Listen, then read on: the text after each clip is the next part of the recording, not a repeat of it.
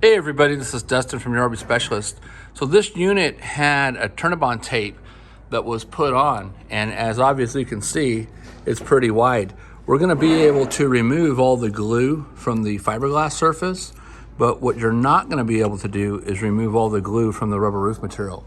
So as you can see, even in these lines here, here's where the journals and stuff for the glue was allowing water to get back through. The original owners did not clean the sealants on the material, and when it split and separated, they did not go back and add additional screws to secure it or to thicken it up to protect it. So again, this is just another reason why you don't want to put that material on there, because you're never going to get it off. You're never going to get this glue off of this roof without compromising or damaging it.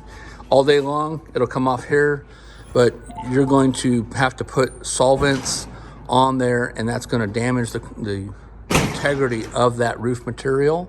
So again, this goes all the way across, and a lot of it, as you can see, was coming loose and lifting.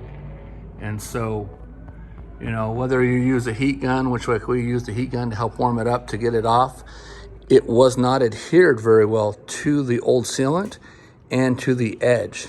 So it was still bubbled and allowing water to travel back through, which was ultimately going inside the coach. So anyways, stay tuned for more and hope you like this. Thanks so much.